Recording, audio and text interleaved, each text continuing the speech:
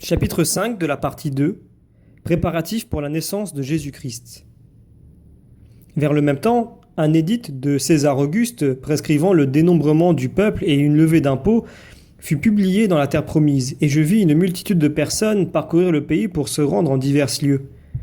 Déjà depuis 15 jours, je voyais Marie occupée de toutes sortes de préparatifs pour la naissance de Jésus-Christ.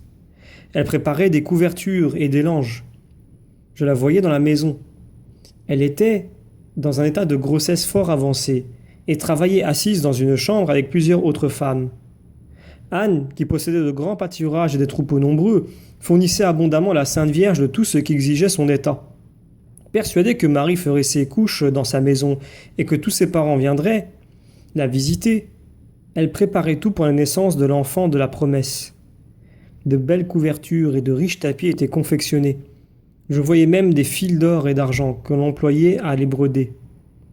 Tous ces objets, il est vrai, n'étaient pas destinés à la très sainte Vierge. Une grande partie devait être distribuée aux pauvres, qui en pareille circonstance n'étaient jamais oubliés. Sainte Anne était très affairée. Elle allait et venait distribuer la laine à ses servantes et leur assigner leurs tâches.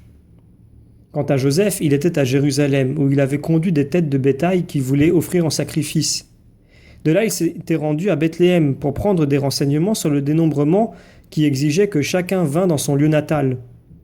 Il ne se fit pourtant pas inscrire encore, ayant le projet, après avoir accompagné Marie au temple pour sa purification, de revenir à Bethléem avec elle et de s'y établir. Je ne sais plus bien quels avantages il y voyait, mais le séjour de Nazareth ne lui plaisait point. Vers minuit, comme il passait par la plaine de Kimki à 6 lieues de Nazareth, un ange lui apparut et lui ordonna de conduire Marie à Bethléem, car c'était là qu'elle devait donner naissance à l'enfant. Il lui indiqua les objets qu'il devait emporter avec lui. Ils étaient en très petit nombre, et les couvertures brodées en étaient nominalement exclues. Il devait aussi, outre l'âne qui servirait de monture à Marie, emmener avec lui une ânesse d'1 an qui n'eût point encore mis bas. Il devait la laisser courir en liberté et suivre toujours la route qu'elle prendrait. Arrivé à Nazareth, Joseph fit connaître à Marie et à sa mère les ordres que l'ange lui avait donnés la nuit précédente. Toutes deux se rendirent ensemble dans la maison d'Anne et je les vis tout disposés pour partir sans retard. Anne était toute attristée. La Sainte Vierge savait que Jésus devait naître à Bethléem, mais son humilité lui avait imposé silence. Elle le savait, par les passages des prophètes sur la naissance du Messie. Elle conservait à Nazareth leur écrit, qu'elle avait reçu de ses maîtresses et que ces saintes femmes lui avaient expliqué. Elle les avait souvent lus et dans ses ardentes prières, elle en avait toujours imploré l'accomplissement. Toujours, elle avait appelé bienheureuse celle qui devait mettre au monde le saint enfant. Elle avait désiré être la dernière de ses servantes. Jamais, dans son humilité, elle n'aurait pensé qu'un tel honneur pût lui être destiné.